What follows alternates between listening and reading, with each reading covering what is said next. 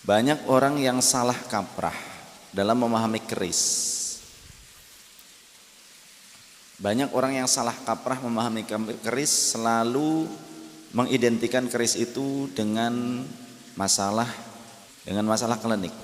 Banyak orang mengidentikan selalu langsung menjustifikasi bahwa pemilik keris ataupun penyuka keris, kolektor keris itu langsung diidentikan sebagai klinik.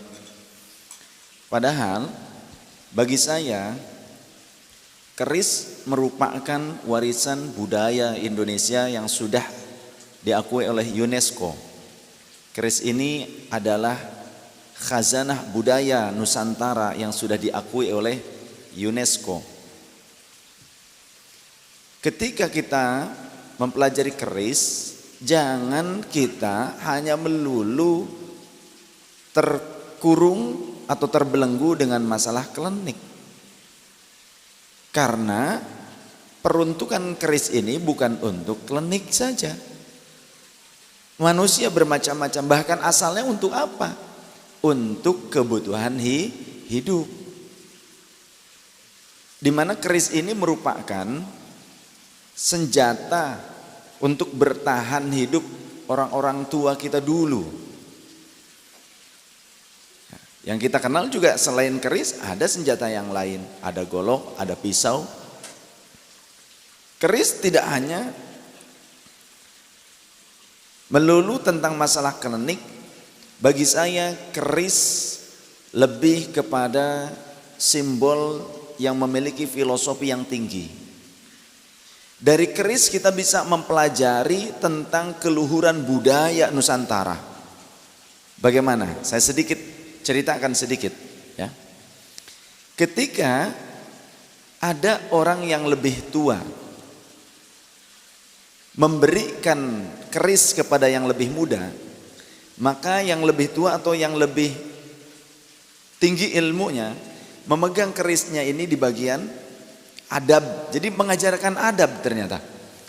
Ketika orang yang lebih tua memberikan keris kepada yang lebih muda, maka memegangnya dengan tangan kanan, kemudian dipegang bagian atas keris, bagian leher keris. Nanti yang lebih muda diserahkan seperti ini, contoh kayak Sodikin, pegang, nyerahkan pegang ininya, itu, bawahnya jangan. Ya, jadi diserahkan kepada saya. Nah saya menerimanya, orang yang lebih muda, orang yang lebih bawah ilmunya, saya menerimanya tuh bagian bawahnya dengan dua tangan.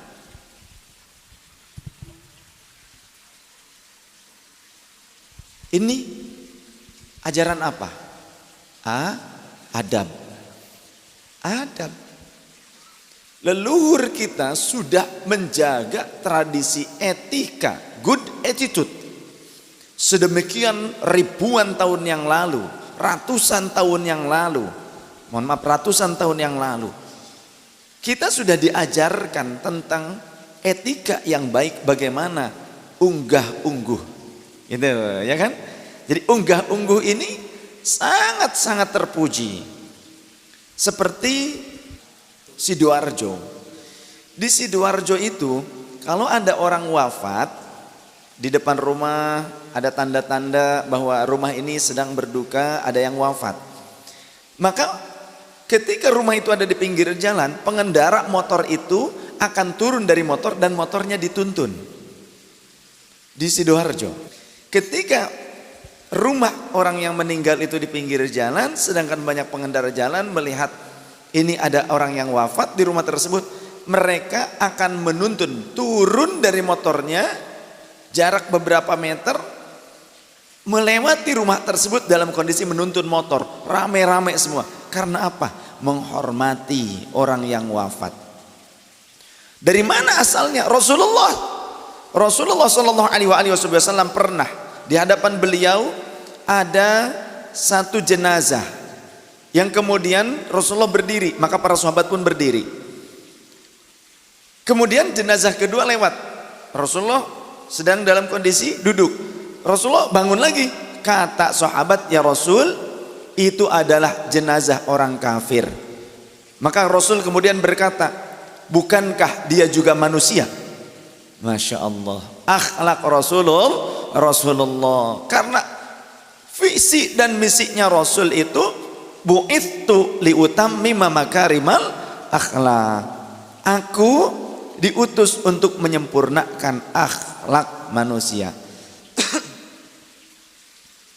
Kemudian ketika yang memberikan orang yang lebih muda, walaupun memberikan keris ini orang yang lebih muda atau yang lebih bawah ilmunya, seperti saya contoh, saya memberikan kepada yang lebih tua, ini tetap megang bawahnya, ya seperti ini, dan nanti yang lebih tua akan menerima bagian lehernya, seperti ini. Coba, begini adab yang diajarkan oleh orang-orang tua kita dulu. Ini hanya dari keris saja kita diajarkan adab. Uwak saya, Pak De saya ulama. Beliau mengajarkan kepada saya pekarang itu senjata-senjata, alat-alat perkakas, ya. Entah linggis, entah pacul, entah apa. Pak De saya ngajarkan kepada saya, Jang, ulah sok ngalengkahan pakarang. Jangan membiasakan diri melangkahi perkakas. Itu etika. Karena apa? Perkakas ini membantu kita. Pacul untuk macul di sawah. Tujuannya untuk nandur padi. Padinya nanti dimakan. Apa bedanya dengan kamu melangkahi makanan? Bahan makanan dilangkahi, belum jadi makanan yang siap saji, bahan makanan dilangkahi. Kira-kira bagaimana?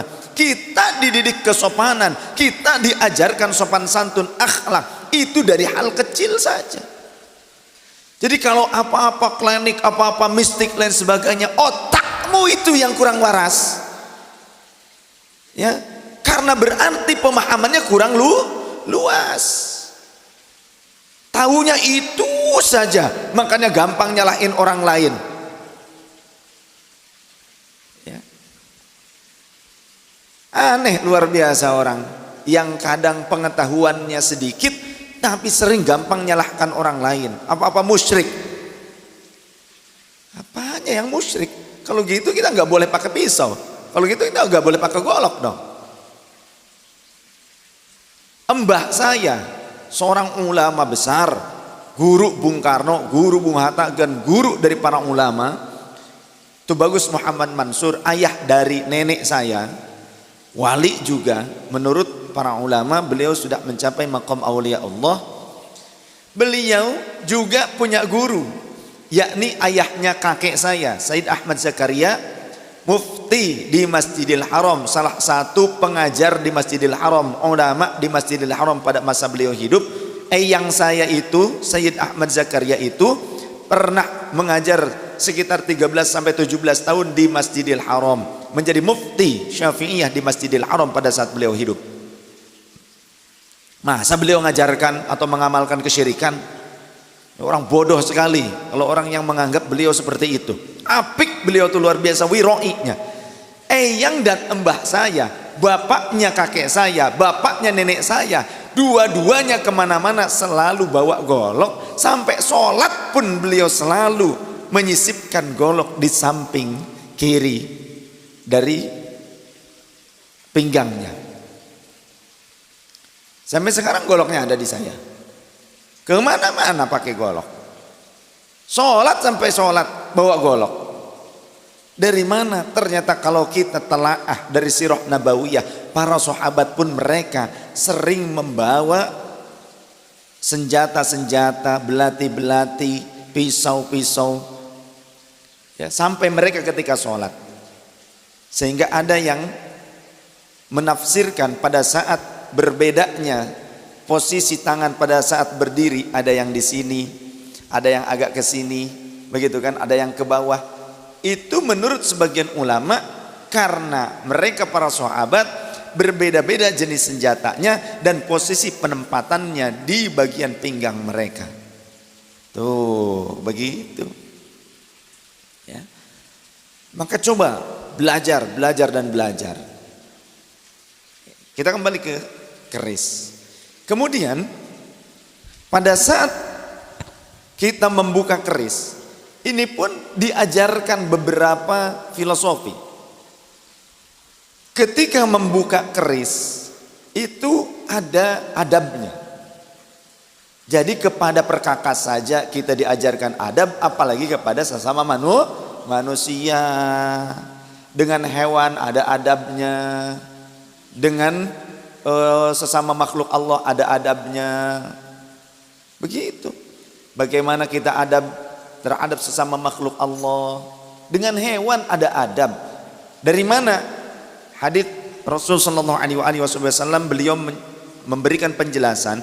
Ada seorang wanita pezina, dia sedang berjalan di gurun di satu wilayah yang tidak berpenghuni. Kemudian dia mencari sumur karena haus. Dia dapatkan sumur jadi-jadian kalau di sana itu. Curam, harus turun ke bawah, agak besar lubangnya. Turun ke bawah, kemudian dia minum dari sumur tersebut. Ketika naik ke bibir sumur, si wanita pezina tersebut melihat seekor anjing yang menjilati tanah. Dia pikir itu adalah air, padahal itu adalah fata morgana. Maka kemudian terasa empati di dalam dada, rasa kasih sayang terhadap sesama makhluk Allah, walaupun anjing makhluk yang najis menurut fikih. Dia turun wanita tersebut ke dalam sumur, dia buka, lepaskan khufnya, sepatu kulitnya, kemudian dia isi dengan air, dia gigit naik ke atas, dia kucurkan ke mulut anjing karena kasihan ke anjing. Maka kata Rasul, Allah bersyukur kepada hambanya, Allah saja bersyukur kepada hambanya, dan kemudian Allah mengampuni wanita tersebut. Masya Allah. Itu sikap kepada anjing. Bagaimana sikap kita kepada manusia? Maka dari ini ada filosofi-filosofi yang dalam, ada pelajaran-pelajaran yang luhur, di mana Rasulullah mengajarkan, yuk kalian ini manusia, ya bisa ngeuwong ke uwong, memanusiakan manusia dibandingkan memanusiakan anjing. Kalau anjing saja bisa diperlakukan seperti itu, kenapa kalian tak berkasih sayang dengan sesama manusia?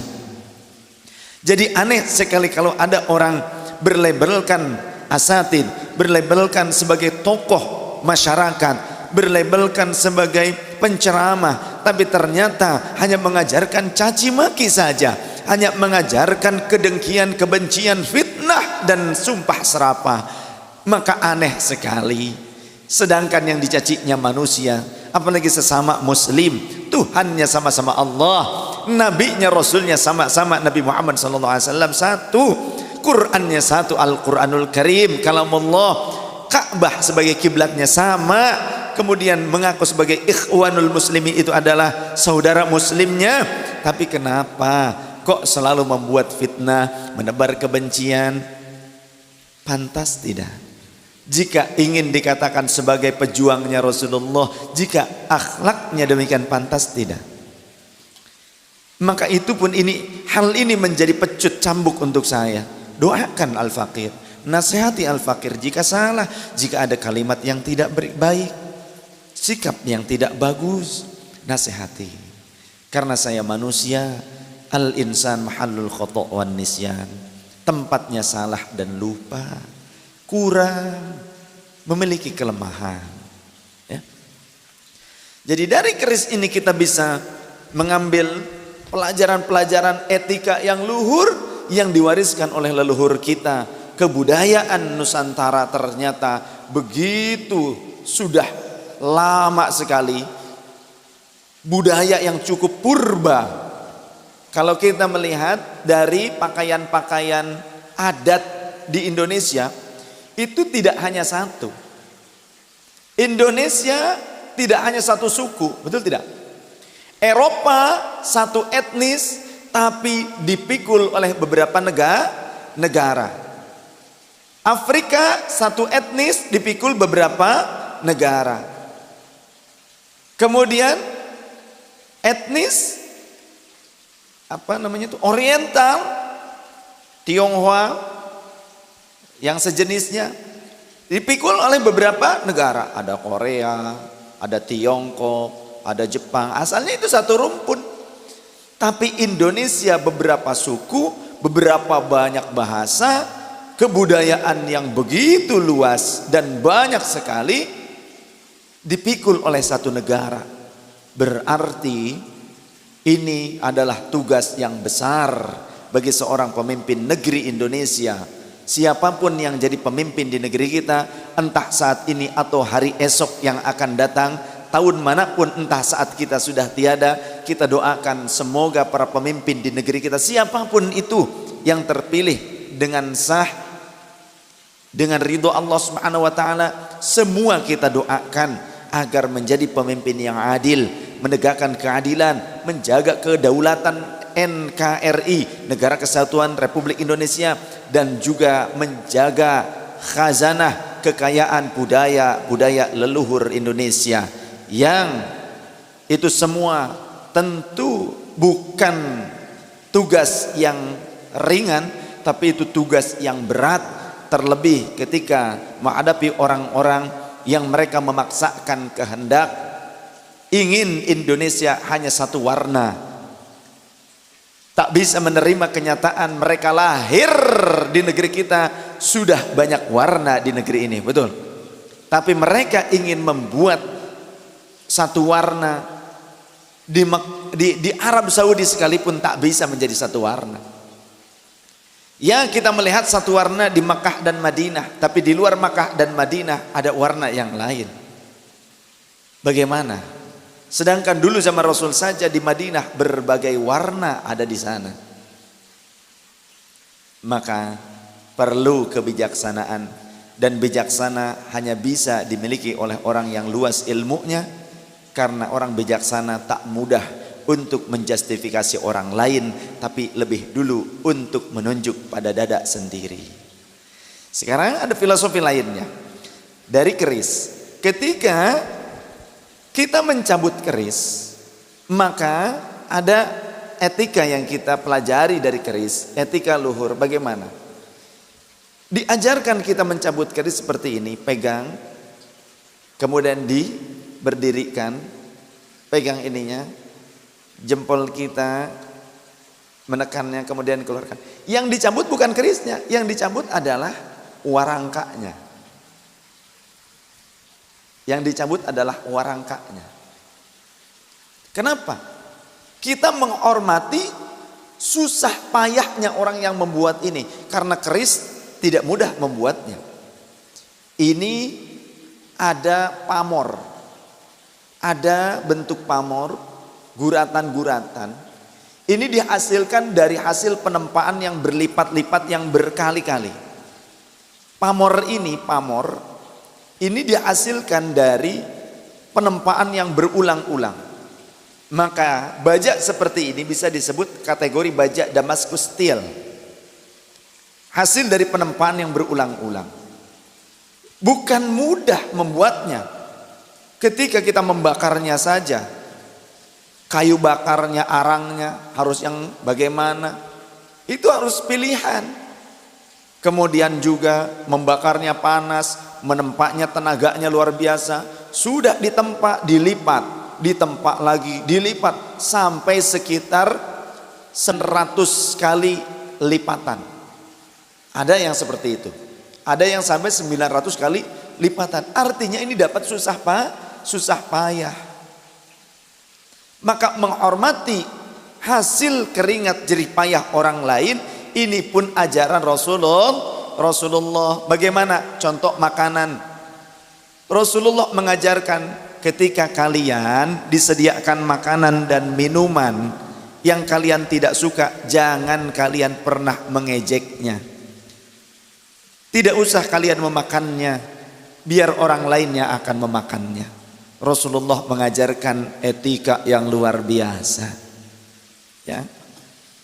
Kemudian ketika kita diberikan kain, pakaian, hasil pintalan orang lain, hasil jahitan orang lain, ketika kalian tidak suka, jangan kalian lantas memperlakukannya semena-mena, dilempar, dikual-kual, jangan. Tapi bagaimana sifat Rasulullah menerima pakaian hadiah dari orang lain? Rasulullah memperlihatkan bagaikan beliau sangat membutuhkannya. Itu ada di dalam Sahih Muslim dan Sahih Bukhari ketika Rasulullah menerima burdah dari seorang wanita. Rasulullah seakan-akan beliau itu memang sedang sangat butuh pada burdah, padahal Rasul punya burdah, tapi Rasul menerimanya dengan penuh rasa terima kasih dan seolah-olah beliau memang sangat butuh. Itulah bagaimana Rasulullah memperlakukan hasil jerih payah orang lain. Masya Allah. Dan Rasul itu tidak pernah menghina hasil kinerja pembantunya sekalipun.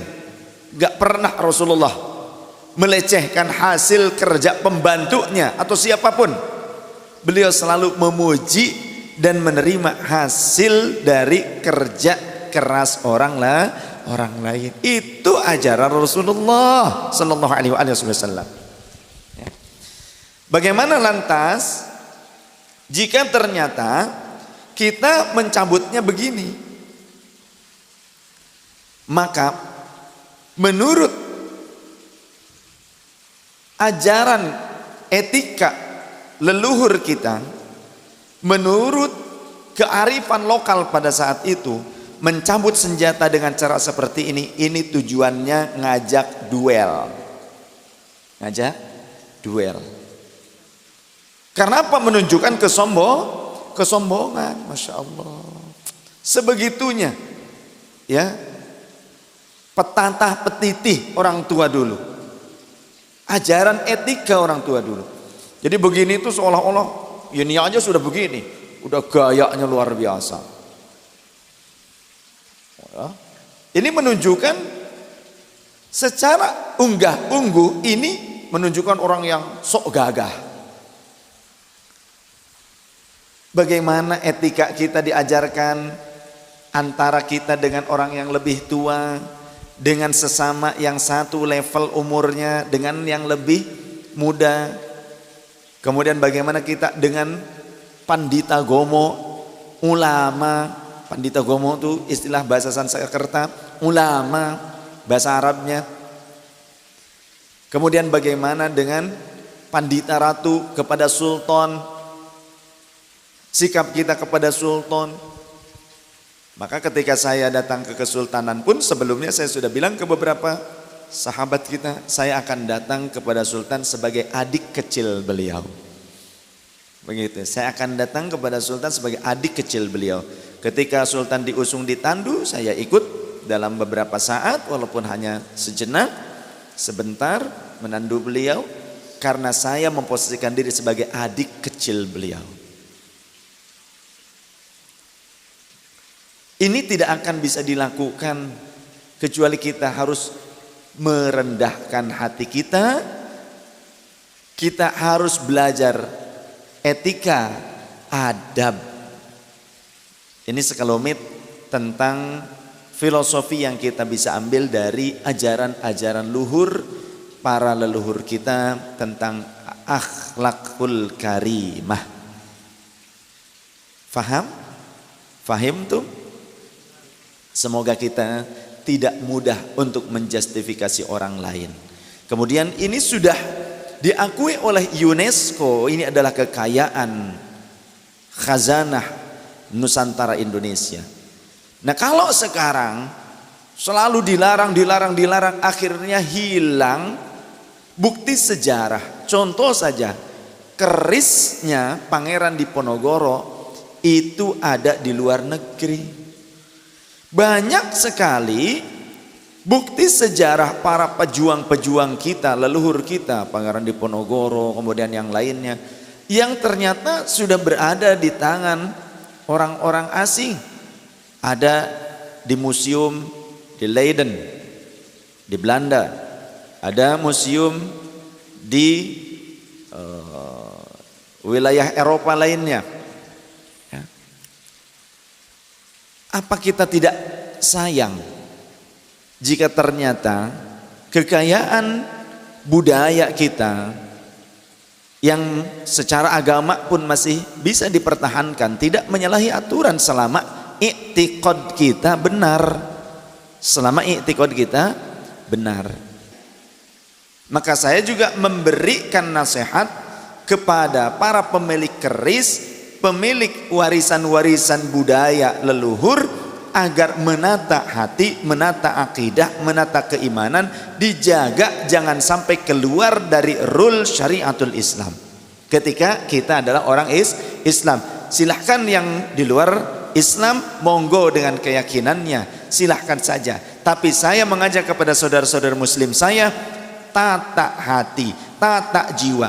Syirik bukan hanya terhadap masalah warisan berupa perkakas seperti ini, tapi kata Rasulullah SAW, ya'ti 'alan nasi zamanun, akan datang kepada manusia suatu zaman, butunuhum alihatuhum, perut-perut mereka akan menjadi Tuhannya. Jadi ternyata syirik itu bukan hanya karena perkakas berupa keris, tapi ketika kita takut dengan perut kita, takut kelaparan, takut ini lain sebagainya, itu juga ternyata menuhankan perutmu. Dan kiblat juga ternyata bisa jadi orang yang kita cintai, wanisa'uhum qiblatuhum, dan perempuan-perempuan yang dijadikan kiblat bukan Ka'bah. Padahal sahabat bertanya, ya Rasulullah, apakah pada saat itu kami menghamba, beribadah, menyembah kepada berhala? Ata'budun, ya, ata'budun al-asnam, atau ana'budun al-asnam. Apakah pada saat itu kami beribadah kepada berhala? Kata baginda Rasul, na'am, kullu dirhamin sonamun. Betul, setiap uang, setiap mata uang pada saat itu adalah berhala. Maka saat ini banyak orang yang mempolitisasi agama sekalipun ternyata karena uang. Berarti menurut mereka berhalanya itu adalah uang. Bukan keris, tapi uang jadi berhala. Awas, hati-hati sekarang ini, ya. Bukan peninggalan leluhur, tapi ternyata duit yang walaupun tidak berupa uangnya, hanya berupa angka saja di SMS. Ini saya sudah transfer sekian, di WhatsApp, nih bukti transfer sekian. Senang, bahagia, manut nurut dengan orang yang ngasihnya. Tapi kalau enggak kebagian, marah. Karena apa? Proyek gak dapat. Masya Allah. Yuk tata hati kita, belajar supaya tidak salah kaprah dan tidak mudah untuk menjustifikasi, menyalah-nyalahkan orang lain. Rasulullah juga punya peninggalan. Ada orang yang berdusta, orang-orang Salafi Wahabi berbohong, Rasulullah tidak punya peninggalan. Bohong. Rasul punya kolansuah peci yang ada imamahnya, masih ada sampai sekarang di museum-museum peninggalan beliau. Pecinya nyongcot seperti ini. Ada banyak orang sekarang kalau melihat saya dengan peci yang nyuncung seperti kubah masjid, langsung menjustifikasi Syiah. Dari mana literatur yang mengatakan kalau pakai peci nyongcot berarti Syiah? Dari mana literaturnya? Itu tukang dusta, tukang bohong, jangan diikuti. Rasulullah pecinya, beberapa peci Rasul masih tersimpan sekarang di museum, diantaranya di Topkapi. Itu nyungcung seperti ini. Maka ini pun peci dari Maulana Syekh Syam, dari Maulana Syekh Nazim di Turki, ya, diproduksi peci-peci seperti ini di Siprus, Turki. Di sana negara Muslim, Hanafi. Di sana pula terdapat sisa-sisa peninggalan Rasul. Ada imamahnya. Sekarang ada Ustadz Salafi Wahabi yang mengatakan imamah itu bukan sunnah, ini ngikutin orang Hindu katanya. Astagfirullah. Lihat di dalam kitab Syama'il Al-Muhammadiyah karya Imam At-Tirmidzi, ada sekitar 6 hadits dan 1 athar yang menjelaskan di mana Rasulullah menggunakan imamah. Sunnah ini dibilang ngikutin orang India katanya. Itu Ustadz, mohon maaf, kurang gaul, ya, kurang gaul, kurang piknik. Kasihan saya. Yang saya kasihan lagi umat pengikutnya. Jadi akhirnya mereka terbawa nggak paham, terbawa salah kaprah. Kemudian Rasulullah juga punya pedang. Pedangnya juga masih tersimpan beberapa pedang Rasul sallallahu alaihi wasallam di museum peninggalan baginda Rasul, Museum Islam. Rasulullah juga punya baju, punya jubah, masih juga terjaga. Di dalam kitab Sahih Muslim, Sayyidah Asma binti Abu Bakar Siddiq radhiyallahu anhuma ketika didatangi oleh sahabat Abdullah bin Umar, maka beliau mengeluarkan jubah Rasul. Beliau berkata, hadhihi jubbatu Rasulillah sallallahu alaihi wasallam. Ini adalah jubahnya baginda Rasul sallallahu alaihi wasallam. Jubbatan toya lisatin kisrawaniyatin lahal ibnatu dibaj wa makfufaini dibid dibaj. Jubah yang mewah, jubah Rasul yang bagian keraknya dijahit sutra, bagian bolongan lengan tangannya dijahit sutra, tapi selebihnya bukan sutra, kutnun. Dulu ini dipegang oleh Sayyidah Aisyah hatta qubidat, sampai beliau wafat.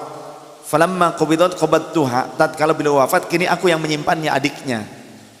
Nahnu naghsiluha lil mardo yustashfa biha, kami sering mencuci jubah Rasulullah ini, yang kami gunakan air cucian jubah Rasul untuk mengobati orang-orang yang sakit di antara kami.